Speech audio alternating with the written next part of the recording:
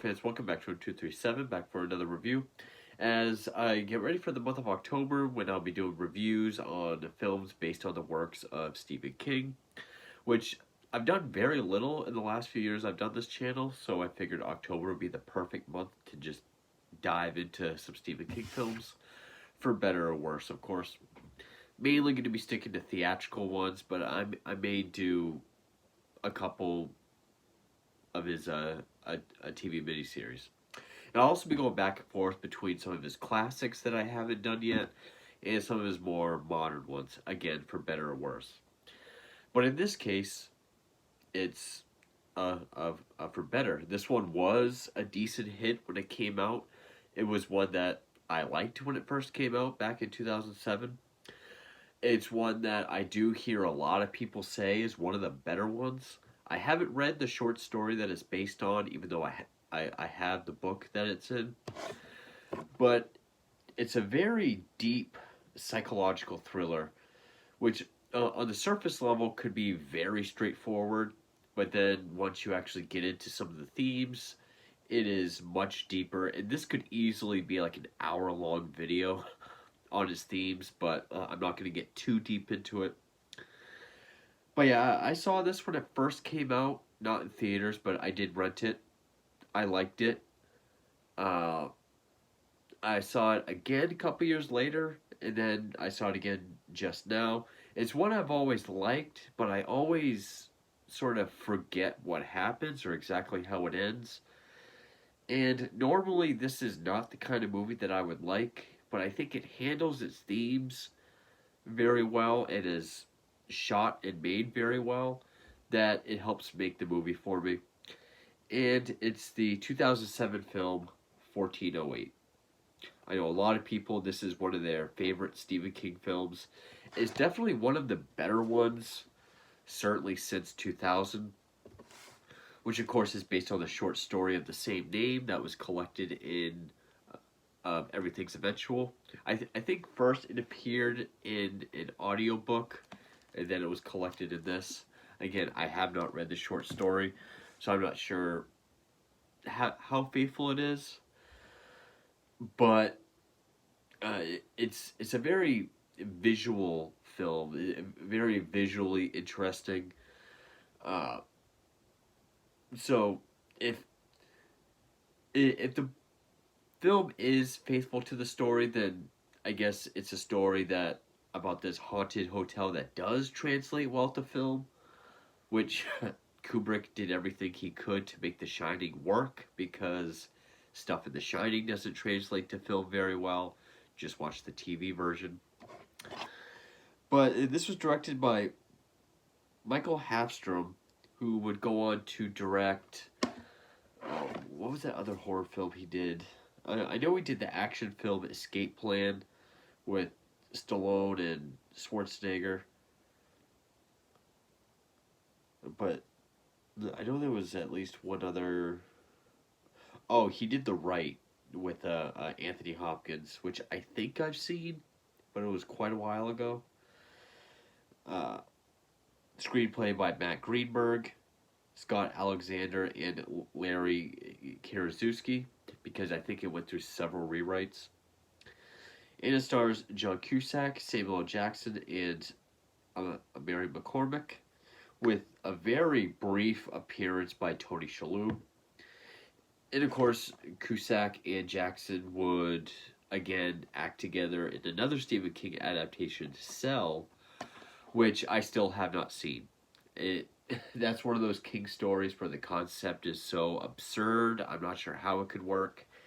And I've just heard awful things about Cell, so maybe I'll get to it, but they work very well together. They only share the frame for like one or two scenes. Jackson's not in it very much, but and also him and Mary McCormick, they're not in it very much. It very much is a John Cusack film. And I know it's billed like Jackson's a major part of the film, which he is, but it's so focused on Cusack in this one hotel room that even the supporting actors with what little they're in it, they're still a major part. And I've said many times before, I really like these narrow, focused, limited films. The whole about 75% to 80% of this movie is in this hotel room, just focus on John Cusack. I love movies like that. Of course, just the uh, design of the hotel and the hotel room, which I think was the Rudolph Club, Reform Club in London. The Roosevelt in New York was used for exterior. The Reform Club in London was used for the lobby. But I'm not sure where it was actually filmed. But anyway, I love the look of the hotel, especially the hallways. I love very old school New England hotel hallways. This very much has like that hallway, like when Danny in The Shining is on his big wheel and he sees the twins. Very much like that. I love the design of the hotel. And again, on the surface, it could just be this guy who writes books about haunted places, goes from haunted place to haunted place, stays the night, and then writes about his experiences, but with a very jaded view. More so, his job is to kind of debunk hauntings and therefore the existence of an afterlife and God, because the death of his young daughter has sort of caused a crisis of faith and caused him to lose all belief. And you can almost look at it as he's just trying to disprove that to other people or turn them off from that belief because he's so jaded. I always think this is one of those movies where he has this job so that he can try to communicate with his daughter. Kind of like Bill Pullman and Casper, I guess. But it's not like that at all. But then finally goes to this one hotel with a haunted room and finally experiences something. And not just experiences ghosts and paranormal stuff, but is faced with his inner demons as well.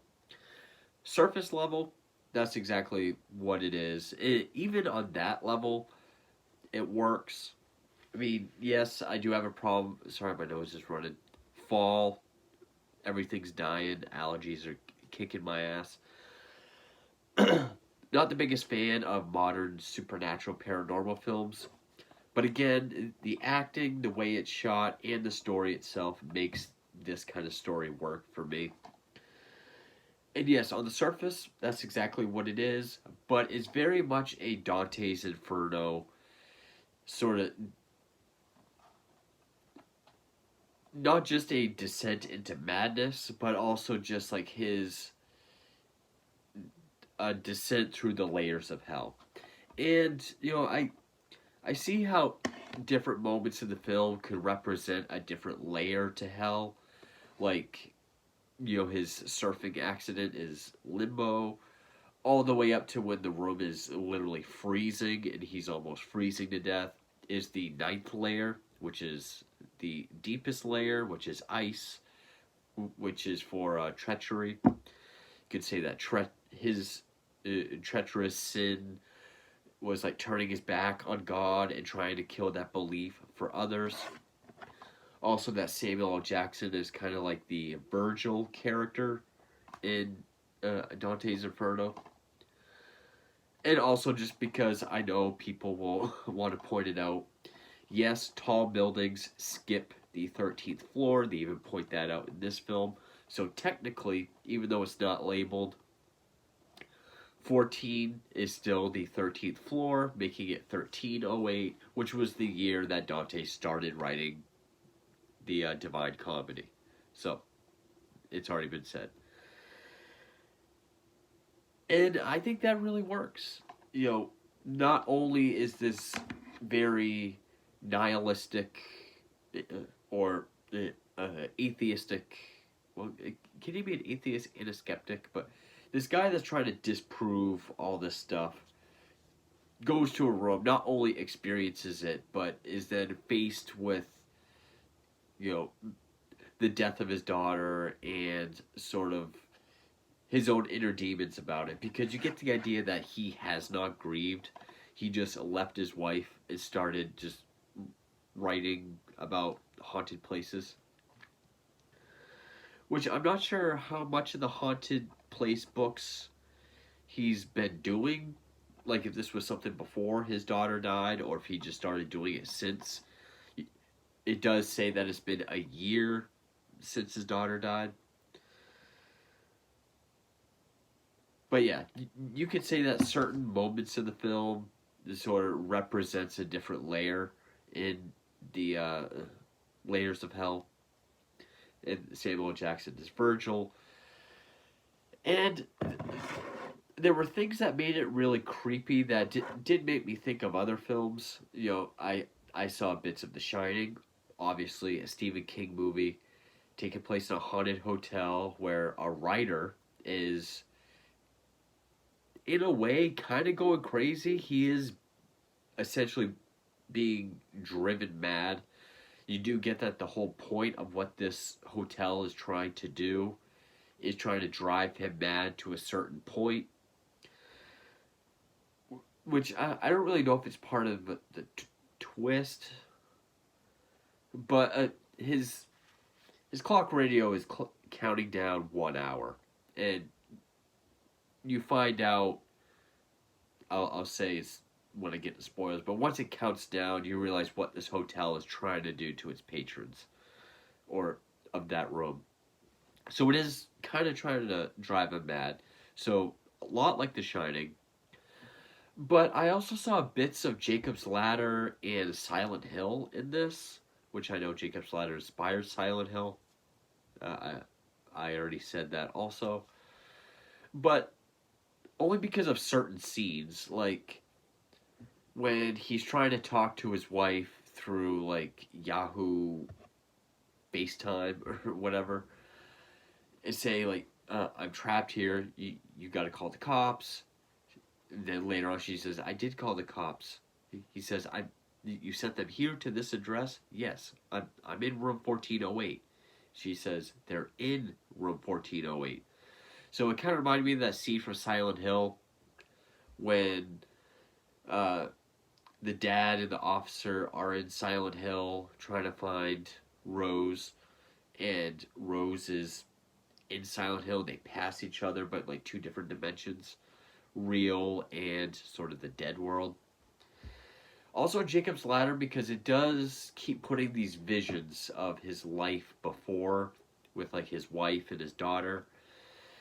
Not necessarily happy memories, because it is about his daughter dying of this illness, but it like you kind of see some hope coming over him that is just ripped away from him in a very depressing way, especially when he finally gets to hold his daughter and talk to her, and then she just dies again.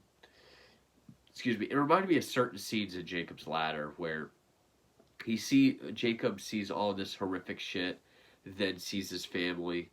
Kind of like when he's in the hospital and he's so happy that you just hear that voice be like, "Keep dreaming," and it's just ripped away from him.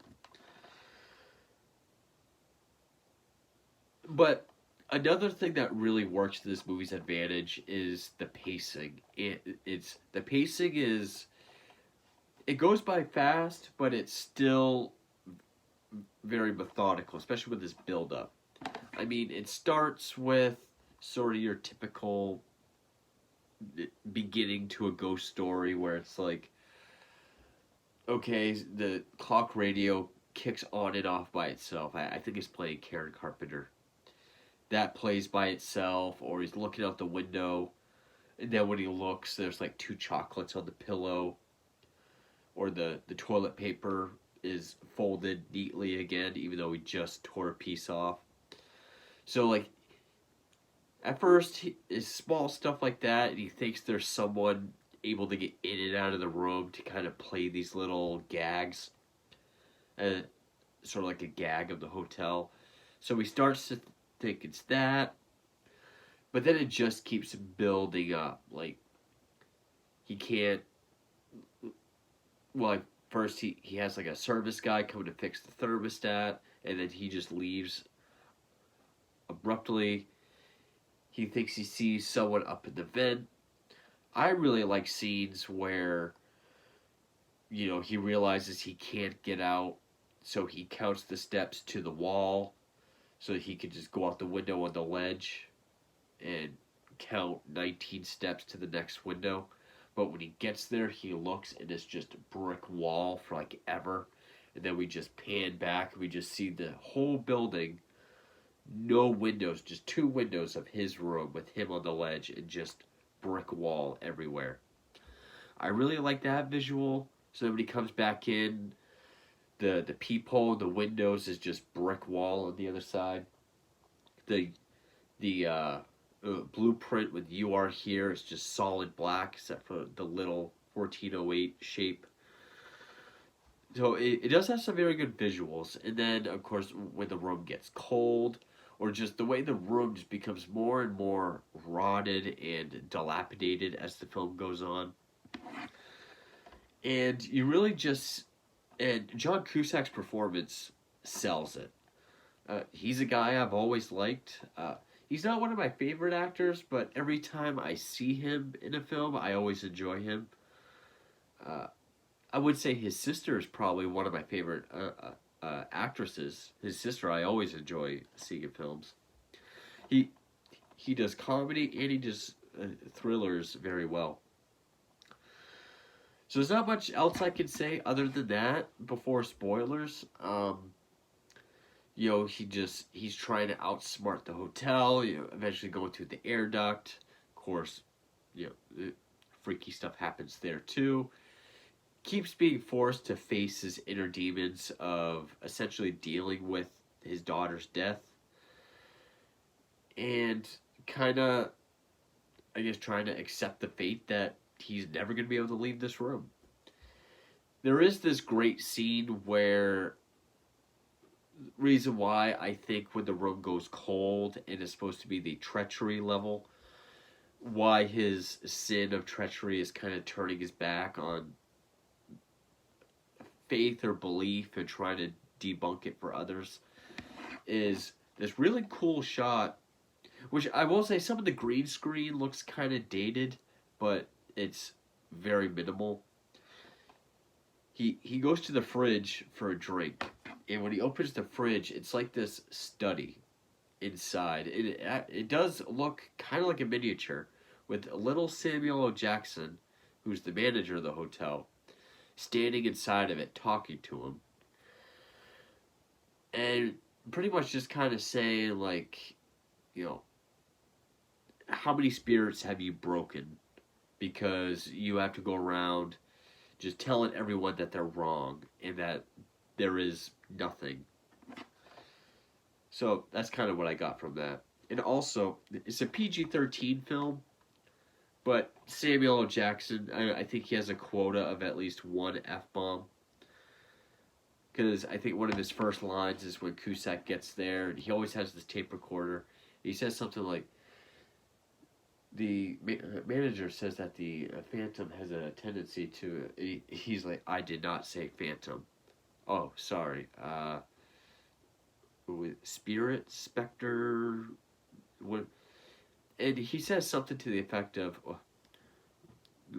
whatever the force in that room might be, it's an evil fucking room. He says it in just such a Samuel L. Jackson way. I love it. But... I mean, if you're a fan of The Shining, I don't see why you wouldn't be a fan of this. I mean, even someone who really has a hard time suspending his disbelief, this movie does work. The acting, the way it's shot, even the tone shifts. I mean, the first act is setting up who Cusack is. It feels very realistic, very straightforward. But then once we get to the hotel, there's a lot of awkward close-ups and wide shots and just sort of weird angles So it's a very it shifts totally and visually. Uh, Also, there is a brief appearance, no lines. He's just kind of in the background. Butch from Gotham. I got real excited when I saw that. I was like, "That's Butch." Same way I did when I went back and watched Malcolm in the Middle. I was like, Jesus, that's Butch from Gotham. But yeah, it works great as just a haunted haunted house, haunted hotel ghost story, but also a pretty deep, provocative, introspective sort of uh, uh, inner demon facing level of hell, Dante's Inferno esque type story, and it does work. There, it works by having like two twists, which one twist is hard to pull off, but there is one where, well, not really a twist, but well, kind of. Whereas even if it ended there, that still would have worked, but then they tacked on more of it, and I was like, it works both ways. I know that sounds weird out of context before spoilers, but yeah, if you're a fan of, you know, The Shining or like Jacob's Ladder, I think you'll definitely like this. So, yeah, definitely one of the best Stephen King adaptations, certainly to come out of the 2000s. So, spoilers.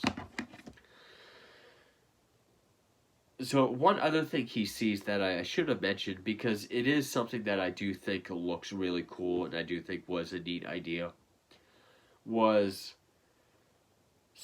so they established that there's been 56 deaths in 1408, and I think 22 of them were natural, like a guy had a heart attack, the other guy drowned in his chicken soup, but Cusack sees the apparitions of people that have committed suicide.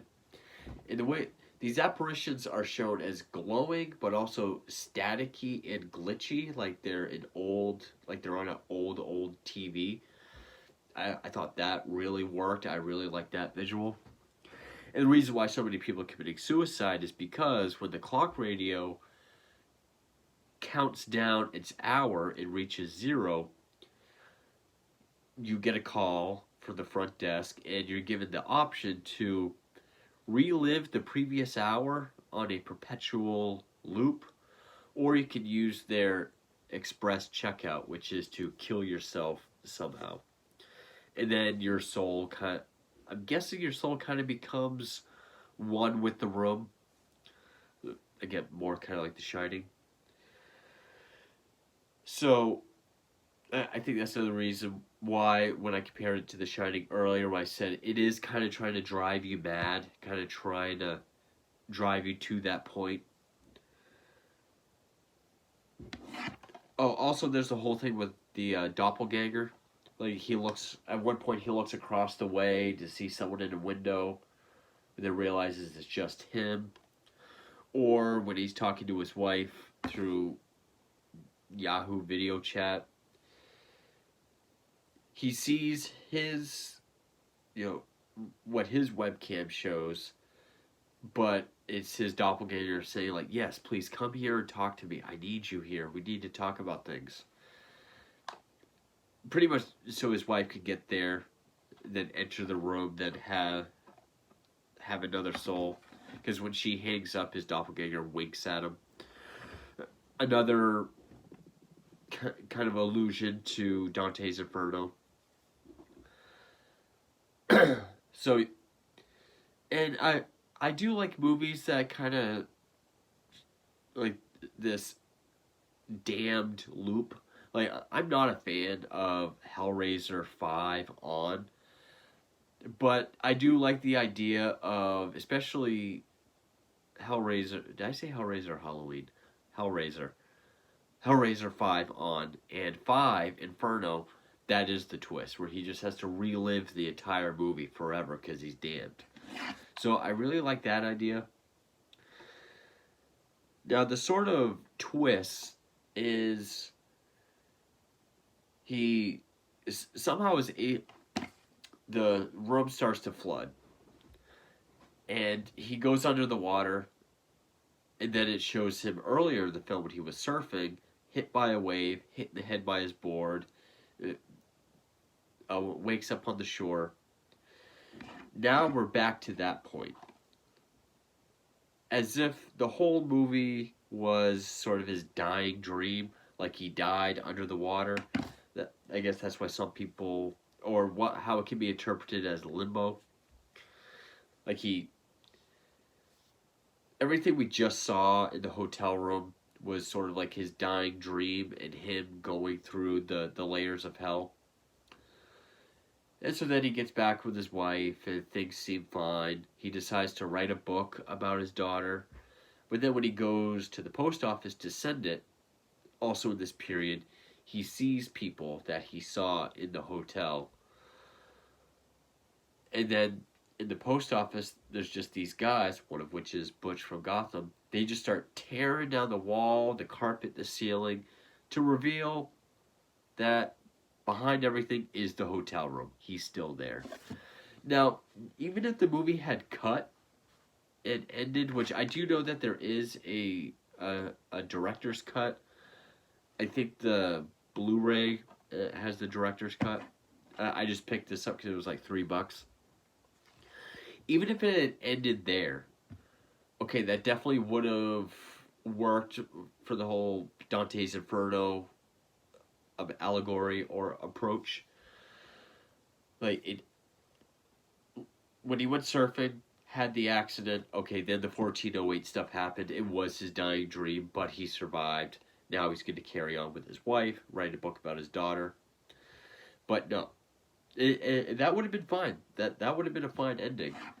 But no, we end up back in the room, and Cusack's performance, like when he's just yelling, "I was out! I was out!" And at this point, the hotel is just giving him everything it has. His daughter approaches. He's able to hold her. He's crying. He's so glad, and then she just dies again. And then with the clock, I like the visual when the clock radio comes back on with Karen Carpenter. His daughter just poof, into ashes. And that's when he decides to fight back. He gets the phone call saying, well, because then it counts back to 0, and then the dilapidated, burnt down, shitty hotel room goes back to the way it was in the beginning of the film. And that's when he gets the call saying you can either express checkout or live the perpetual loop.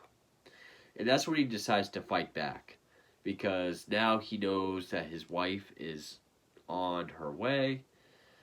So he takes what's left of his alcohol, makes a Molotov cocktail, sets the room on fire, which evacuates the whole building, stops his wife. He even throws an ashtray through the window to cause an explosion. Firemen are able to save him, so he was able to break out. And then it ends with Samuel L. Jackson kind of sitting there with his drink like, well done, Mr. Elster.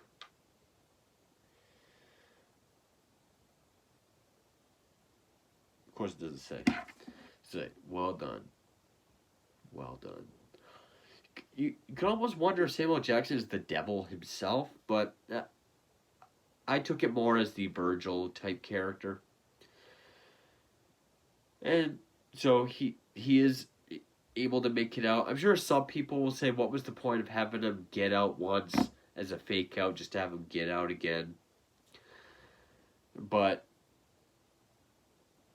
then he's able to, I think he reevaluates his beliefs, because him and his wife are back together, and it ends with her throwing away stuff that he had in the hotel room, but he saved his tape recorder, and when he plays it, it's the conversation he had with his daughter when he was holding her. And, his wife thought it was all a dream. She looks really shocked, and he just kind of looks at her and smiles. As if, okay, now I believe she really was there.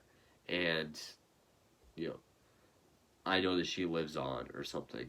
Or it shows that his faith has been reevaluated. And yeah, it's a very strong film.